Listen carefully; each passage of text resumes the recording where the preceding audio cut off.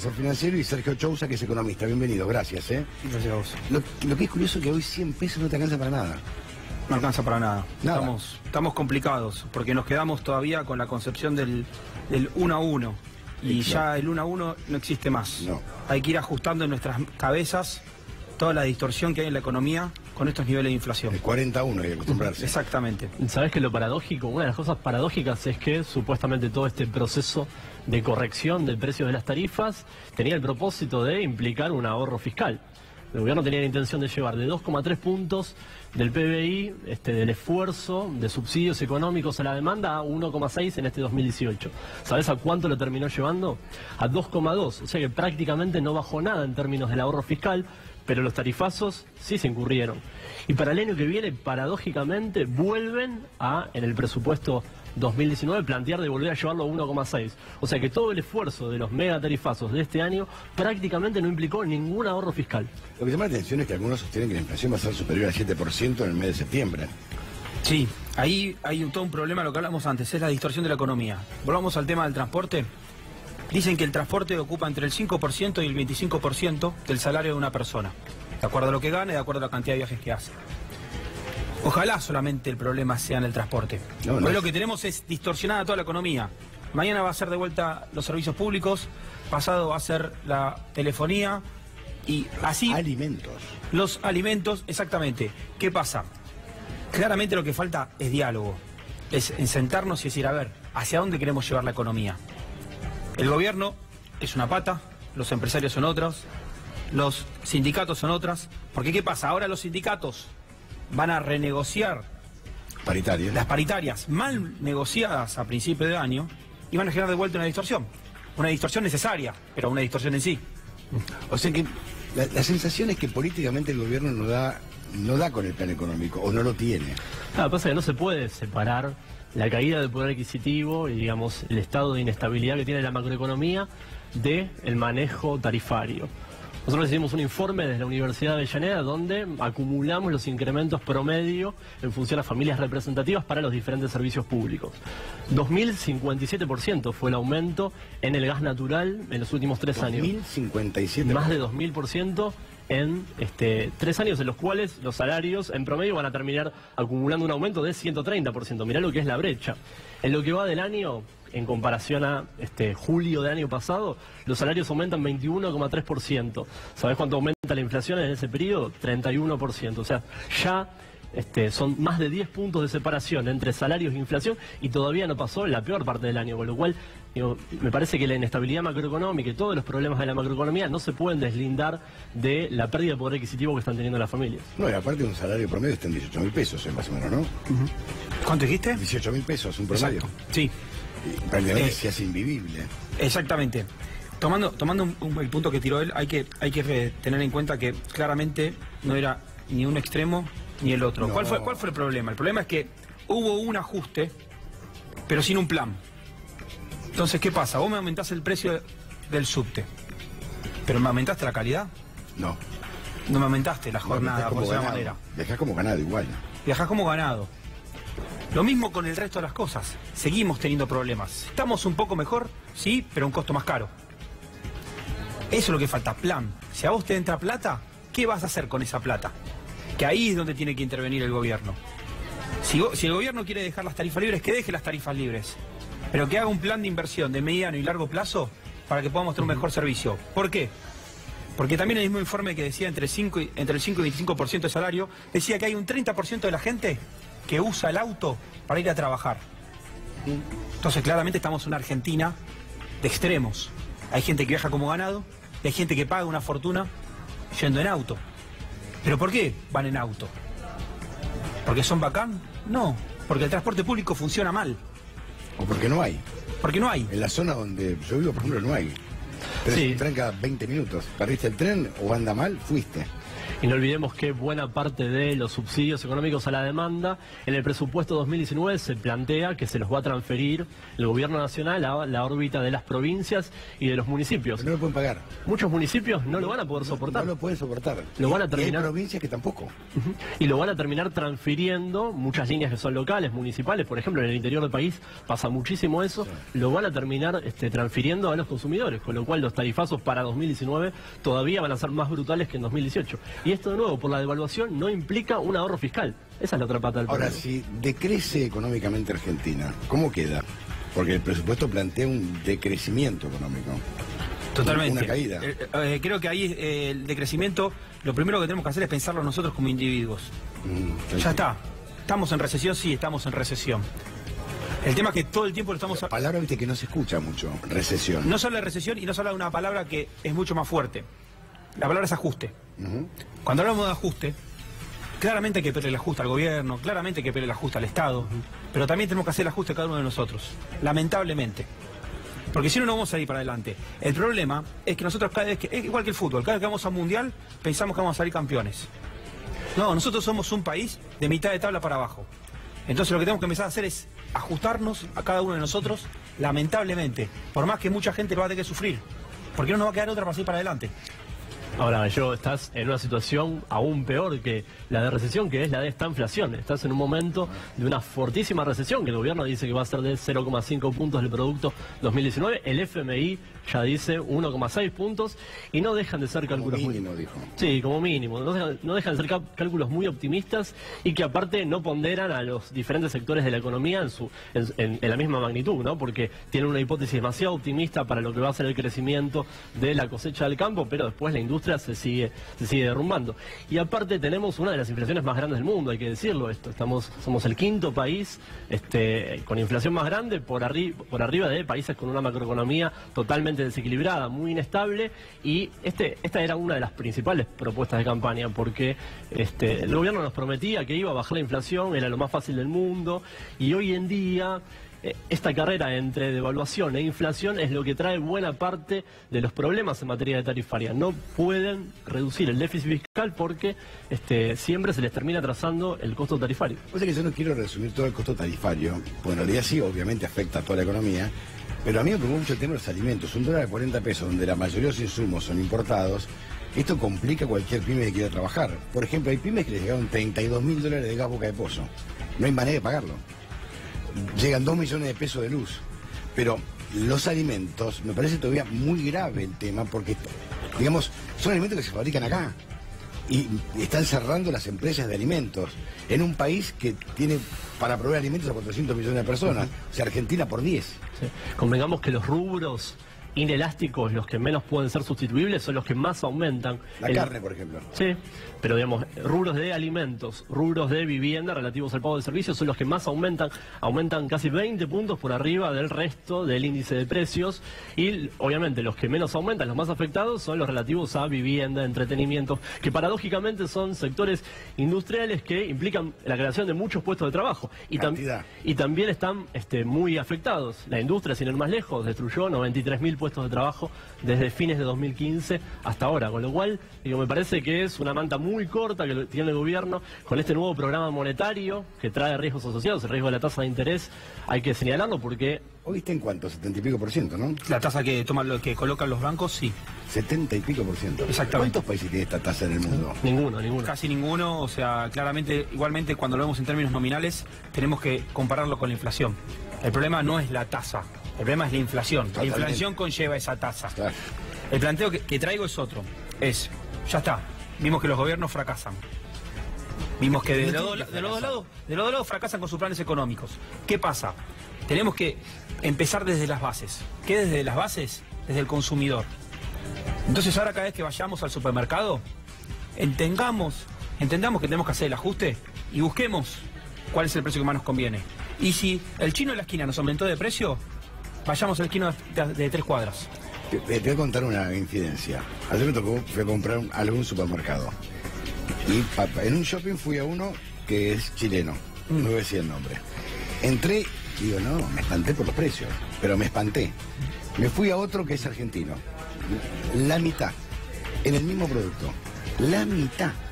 Cuando esta cadena debe comprar por cantidad y encima paga 90 días. O sea que te destruye la economía de cualquier pyme. Sí, es que Gallego, no separemos el nuevo modelo monetario del fenómeno de precios. Ojo con eso, porque muchas veces las pymes obviamente que no pueden pagar a sus proveedores al contado, terminan transfiriendo ese costo financiero al producto final, a los consumidores. Pero vos imagínate, vos sos pyme, ustedes son pyme. Me vendés a mí que es una gran cadena. Vos pagaste en efectivo lo que compraste. Yo te pago un cheque 120 días. Te arruiné. Sí. ¿Cómo lo descontás? Hoy en día algunas pymes tienen que recurrir al descuento en financieras a más del 100%. Los matan. Pero ¿sabés quién se ve beneficiado con este modelo? Los bancos, los grandes fondos de inversión. Hoy en día con la cueva hay en Buenos Aires también, ¿eh? Sí. Ahí diciendo, yo viniendo del mercado financiero, diciendo y creo que se generan demasiados mitos en cuanto a que los bancos y el sector financiero se ve favorecido. Lamentablemente no, eso es lo más triste.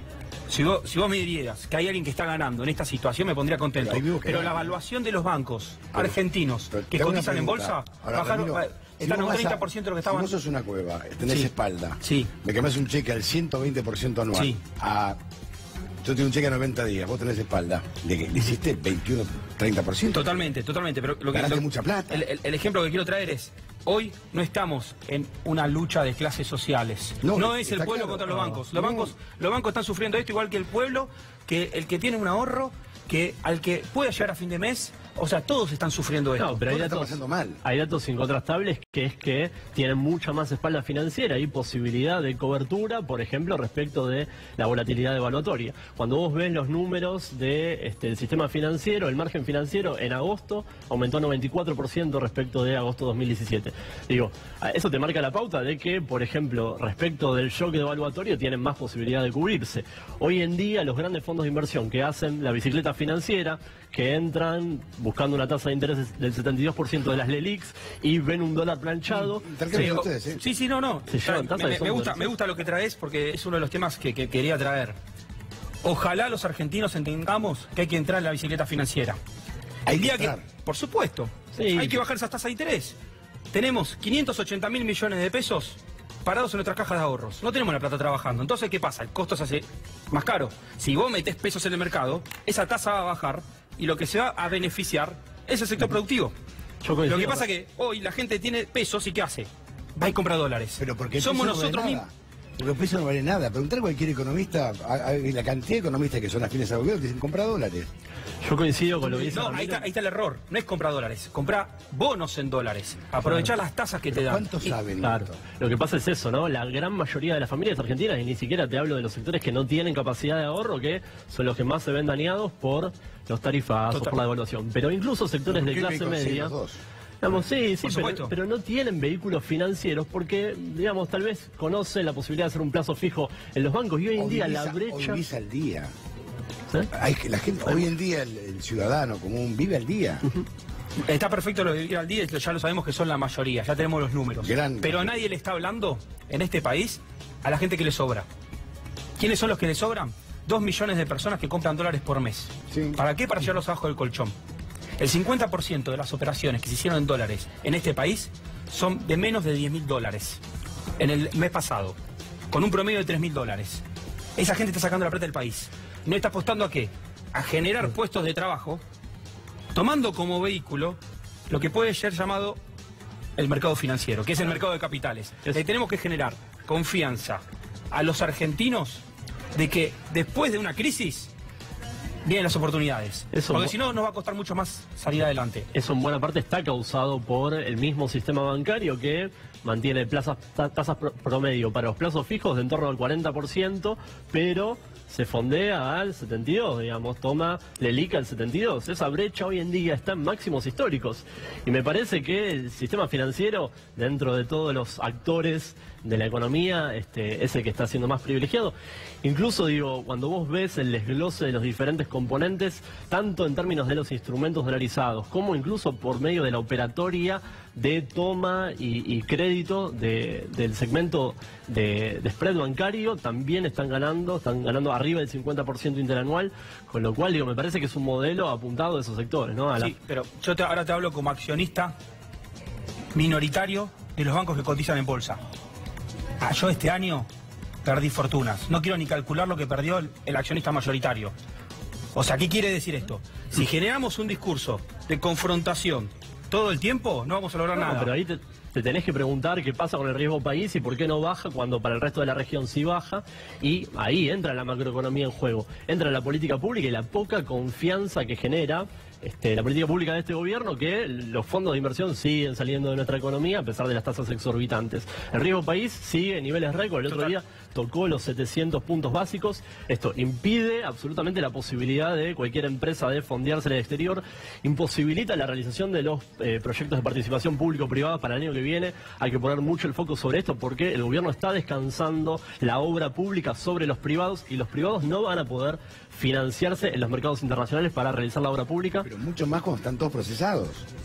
Las principales empresas culturales, sus dueños, están procesados todos. O sea que ¿a quién le sacas? ¿Quién te da un crédito procesado? Sí. Y con prisión preventiva. Es una situación de tormenta perfecta y además otra cosa, ¿no? Digamos, hay proyectos de participación público-privada también para la construcción de vivienda. ¿Qué actor privado con una macroeconomía tan inestable va a apostar a la inversión en vivienda, que por ahí tiene un plazo de maduración de 10, 20 años, en una macroeconomía como la nuestra, donde el gobierno había prometido que para 2019 la tasa de inflación iba a ser del 5%, allá a lo lejos en el tiempo cuando asumió a fines de 2015? Bueno, ahora dice que va a ser del 23% en el mejor escenario. Totalmente. No quiero ni hablar de los políticos, ni de los gobiernos, porque ya estoy defraudado. Estás gobernado por gobiernos y por políticos. Sí, pero hay algo que tiene mucho más poder. Manejan tu vida. Hay algo que tiene mucho más poder, que son los mercados. Hay que creer en los mercados. Pero no en los mercados. ¿Pero qué son los mercados? Los mercados somos nosotros. Somos lo que hiciste vos ayer. Ir al supermercado y decir, si acá me cobran caro, voy a ir de otro lado. Empezar a tomar consideración de, a ver, ¿qué está pasando? ¿Por qué sube el dólar? Escuchar, leer los diarios. Pero hoy se hace eso. Se hace eso hasta cierta medida, porque cuando uno toma la teoría de lo que pasó con el tipo de cambio, que se fue de 30 a 40, en 30 estábamos todos, no, mirá cómo se devaluó de 30 a 40, fue todo un tema cultural. No fue un tema financiero económico. ¿Pero por qué? Porque la gente se asustó. Se asusta. Pero, por eso mismo. Entonces, ¿qué tenemos que empezar a hacer? En confiar en nosotros mismos. Poner a los políticos por debajo nuestro. Decir, ellos son los que están gestionando, pero no somos nosotros los que... Vos sos mucho más joven, pero en la época de Martínez Dios pasó lo mismo. En la época de Alfonsín pasó lo mismo. Al principio de Menem pasó lo mismo. Las corridas bancarias en Argentina son, pero crónicas e históricas. Siempre pasó. Ahora... El tema como gobierno y como político, vos tenés que evitar que ese problema te pase de vuelta. Y acá se repite, se repite. Te respondo. Totalmente, pasó de vuelta. Sí. Y puede volver a pasar de vuelta.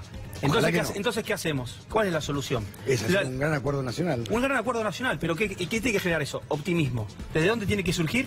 Desde cada uno de nosotros, desde cada café que nos tomemos con un amigo para criticar al gobierno. Preguntar a un jubilado que cobra 8.600 pesos y puedo ser optimista, no puede ser optimista.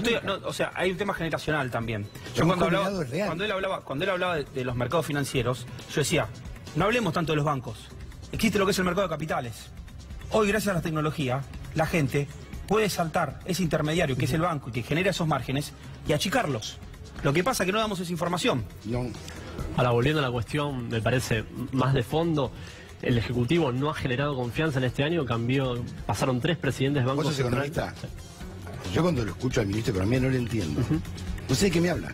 Sí. Bueno, definitivamente le hablan a los mercados, pero los mercados extranjeros y no a la población. El presupuesto mismo es un presupuesto para el Fondo Monetario, es un presupuesto para los mercados y no para la gente. Es un presupuesto en el cual estás diciendo, bueno, te voy a mantener el dólar estable para la bicicleta financiera, te propongo un ajuste monumental, un ajuste de 2,7 puntos del producto.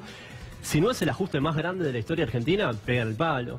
Son casi 500.000 millones de pesos, ajustar en un año entre provincias y nación. Por otro lado, me pregunto, ¿qué gobernador hoy en día va a levantar la mano para aprobar este presupuesto que reduce... Hay varios que sí, reduce subsidios a los transportes, ya lo charlamos, a la energía eléctrica, transferencias para programas de vivienda, de educación, de salud. Pero que ya pasó. ¿Quién hizo esto? Se llamaba Domingo Felipe Cavallo. Cuando transfirió la educación, la seguridad a las provincias y la salud. Hoy el Ministerio de Salud de la Nación, la Secretaría, tiene un solo hospital y una cuarta parte del Garrahan. Después no tiene más. El Ministerio de Educación es una caja no tiene una sola escuela a su cargo. Entonces uno se pregunta, ya pasó y no fue mal. Sí. Pasa que Fundiste las economías regionales.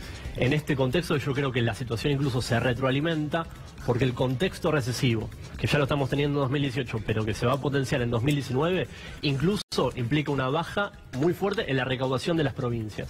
Y esto en las finanzas va a hacer mucho daño en todas las jurisdicciones. Ramiro, Ya pasó, te lo tomo. no, es que pasó de verdad. Pasó, Y lo no hay vivió. dudas, no hay dudas de que pasó, Te no hay juro dudas de que que me pasó. acuerdo pésimo. También le pasó a San Lorenzo que nunca ganó una Copa Libertadores. Y un día fue y la ganó. Bueno. No porque San Lorenzo nunca haya ganado una Copa Libertadores, los hinchas de San Lorenzo dejaron de ir a la cancha y dejaron de alentar. Ese es el concepto que tenemos que cambiar. Hay una generación, esto que se llama los millennials, que tenemos que empezar a pensar de una manera diferente. Yo tengo optimismo, yo tengo esperanza, pero no porque está los del color amarillo o porque están los K, porque voy más allá de lo que tienen que ver los partidos políticos y las ideologías. Pero mientras tanto, ¿qué? ¿Cómo le explicas vos? Porque el rol del Estado no es el mismo rol de un privado, es completamente diferente. El Estado tiene a su cargo salud, educación, jubilados, pensionados, discapacitados, minusválidos. O sea, tiene otro rol el Estado. Y en el mientras tanto, la pérdida de poder adquisitivo es brutal. De nuevo, este año los principales gremios han cerrado en torno al 25%, ahora a duras penas con las renegociaciones van a aumentar al 30%. Ramiro lo decía 25% quedó muy relegado. Tuvieron mal, ¿no? Lo que pasa es que no, este año, ¿sabes cuál es el problema de este año? Ningún economista planteó este escenario. Nadie la vio. Que venga uno solo a decir que vio esto. Te van a decir, hay mucho versero, está claro, pero... Yo no encontré ninguno. Capaz sí, si hay uno que tiene 500 horas de televisión, una vez la tiró. Sí, bueno. Pero después no hubo nadie.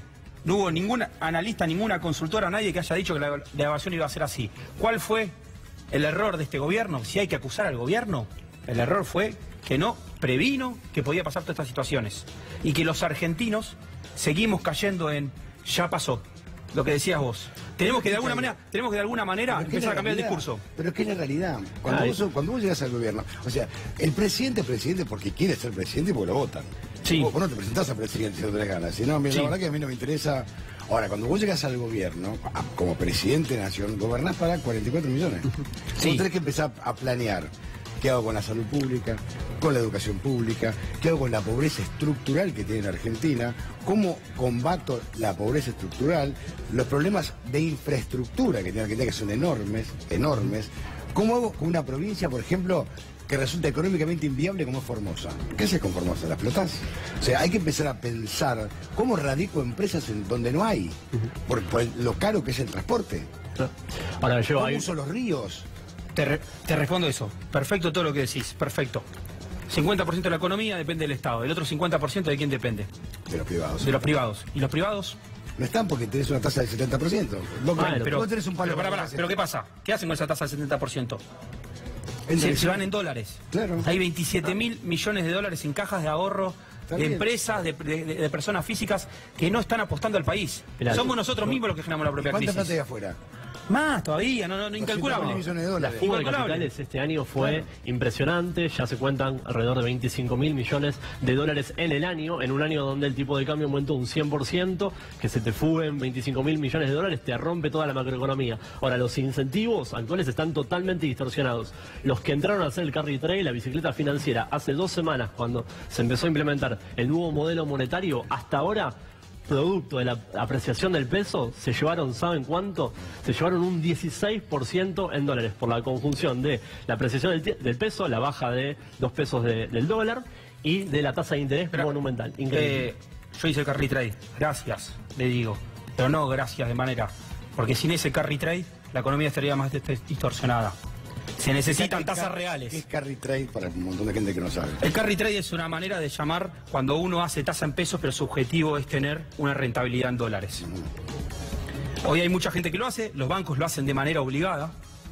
Los bancos no están en su mejor escenario hoy, porque le están obligando a colocar plata en pesos. No te digo que están en el peor escenario de todos, pero no están en su mejor escenario. No. Los bancos prefieren utilizar el margen que planteaba él y tomar plata y colocarla. ¿Pero a quién le van a dar un préstamo? Los préstamos bajan. ¿Pero quién te toma un crédito con un préstamo con esta tasa? 180% de la tasa de tarjeta de crédito, un disparate. No, las líneas de crédito para la inversión productiva, digamos, para los segmentos pymes, están cayendo en términos reales de forma muy abrupta en este 2018.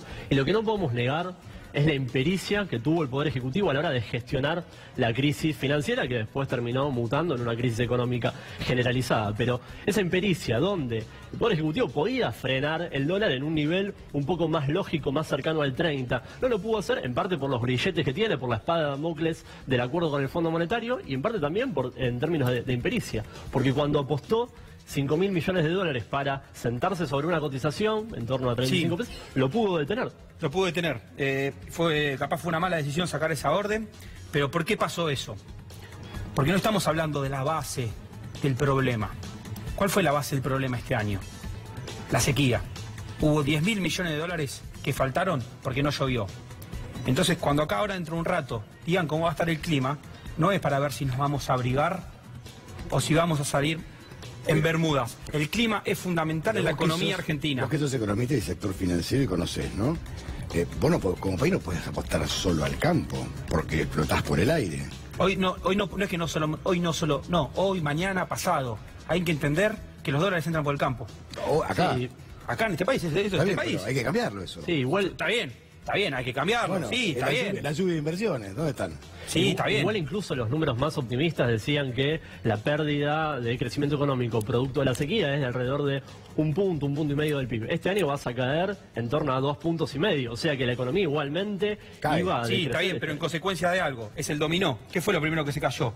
Que no llovió lo suficiente. Al no llover lo suficiente, no entraron esos dólares, la gente salió a comprar la misma cantidad de dólares que todos los años, y del otro lado que había nada. Primero esa orden de 5.000 millones, una vez que la corren, y después un montón de hechos internacionales, locales. Si vos ponete 10.000 millones de dólares, tenés que pedir prestado 57.000 al FMI. No, los 57.000 millones de dólares eran para sacar de duda de que se iba a conseguir la plata para el financiamiento.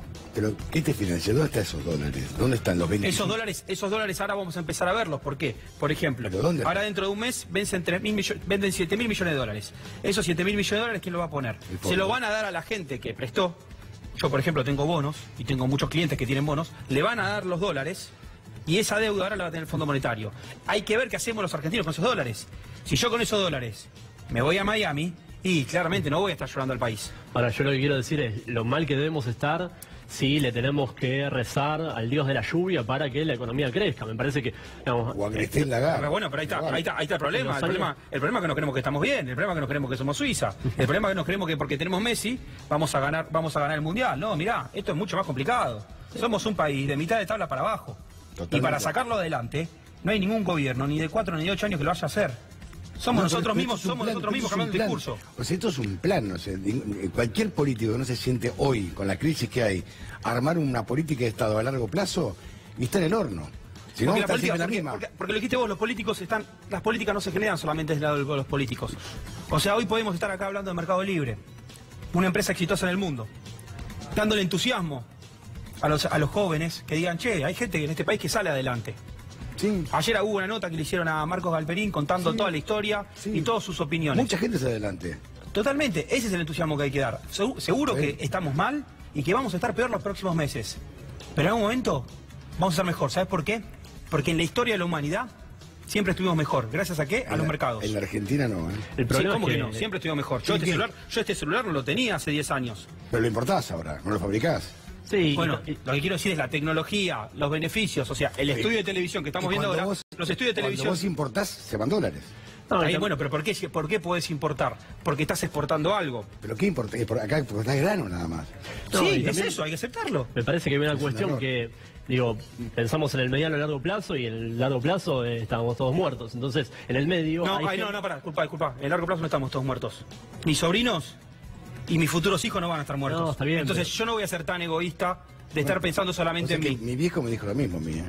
¿Qué te dijo? Y yo no pienso solamente en mí, estoy haciendo un país para vos. Por eso mismo, esa frase de en el largo plazo estamos todos muertos, hay que tenerla con cuidado. Está perfecto, pero en el medio las familias tienen que comer, digamos, las familias tienen que poder pagar sus créditos hipotecarios. Lo que está pasando ahora con Claro, lo que pasa ahora con el mercado de alquileres y con el mercado de hipotecarios. Sí, el mercado hipotecario. Te voy a dar un dato del mercado hipotecario, porque es mucho peor de lo que estás planteando vos.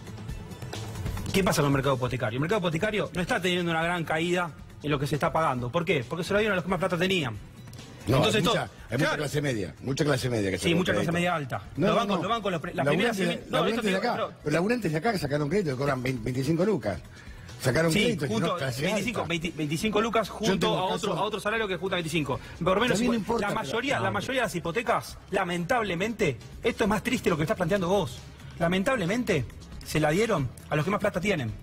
No hubo ningún plan para darle a la gente que menos tiene. El Procrear era un plan, y yo conozco cantidad de personas que adhirieron al Procrear y hoy tiene su casa y está poniendo una cuota mucho más baja que el plan U, que este crédito era suba. muy importante porque permitía satisfacer segmentos socioeconómicos medianos y medianos bajos. Medianos bajos, ahora, claro. La reconversión del mercado inmobiliario mutó solamente para favorecer a los segmentos medios altos. Lo que pasa cuando vos lo dejás librado a las fuerzas del mercado y solamente las familias de ingresos medios a altos pueden adquirir UVA. Anda a alquilar hoy. Sí. Bueno, hay una burbuja también producto de eso, de que está totalmente liberalizado. Los precios en la ciudad de Buenos Aires crecen muy por encima de la inflación promedio. Esto hay que considerarlo también. Y hay una cuestión que es que lo que viene aumentando el valor de la UVA está muy por arriba del aumento de los salarios promedio. Y eso también es producto de la desregulación. ¿Por qué? Porque a muchas familias se las captó con la propuesta, con el aliciente de que... Si vos alquilás, querés ser propietario. Exactamente. Ahora, ustedes hablan de inflación, escuchen a Pablo Moyano, a ver.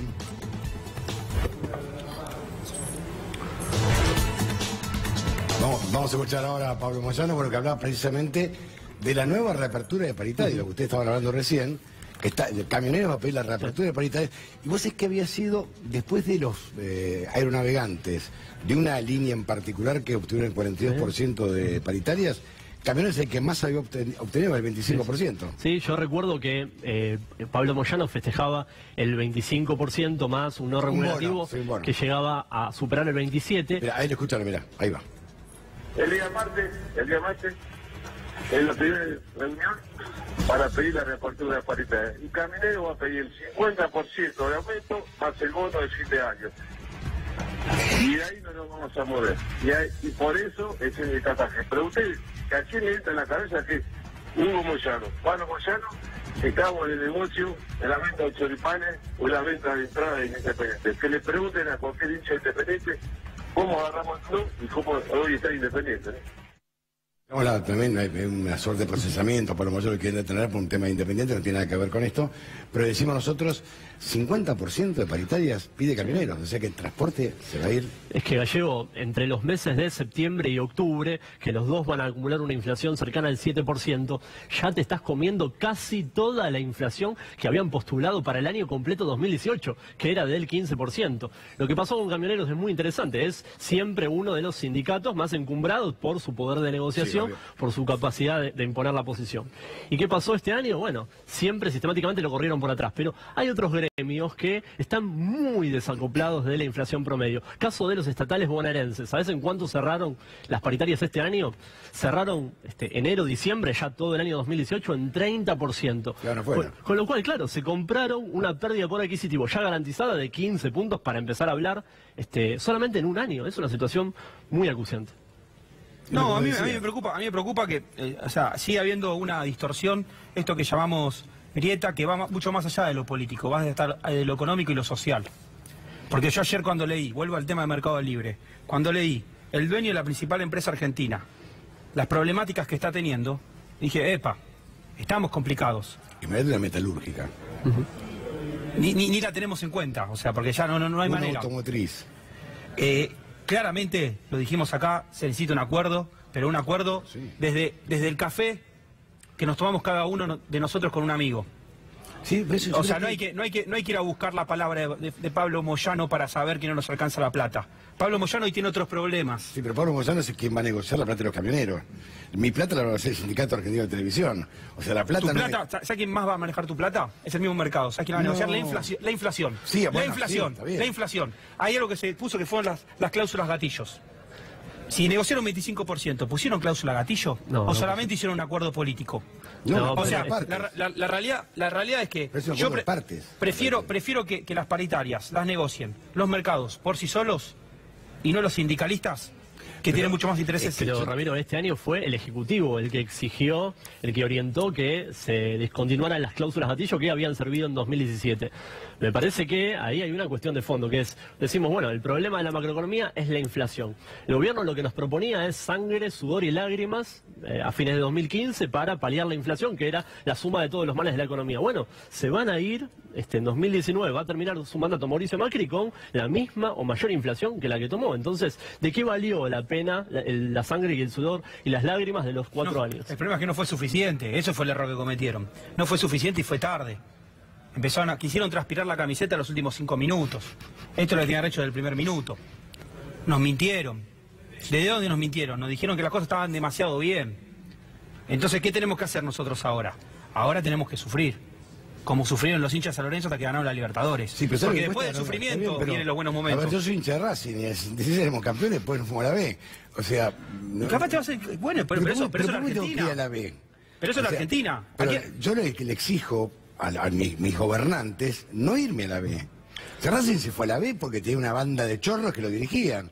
O sea, yo no quiero tener más chorros que me dirijan e irme a la B. No tengo por qué irme a la B. Yo de nuevo. Me parece a mí que como país... Bueno, ahí está el problema. El problema es eso. Tenía una manga de chorros que lo dirigían. Seguro que lo tenía. Pero también tenía 11 tipos adentro de la cancha. Sí, tenía un técnico. Tenía 20.000 personas que iban a la cancha. Pero eran malos jugadores.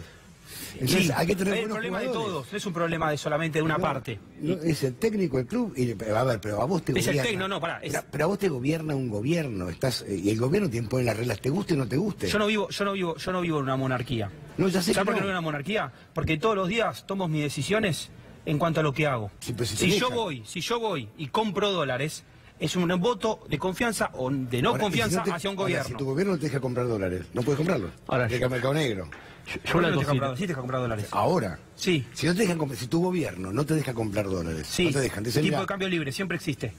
¿Se lo querés llamar mercado negro? Llamamos mercado negro. Está bien. El mercado financiero, por ejemplo, estaba el famoso contado con liqui. ¿Por qué? Negro. Porque los mercados van mucho más allá de los gobiernos.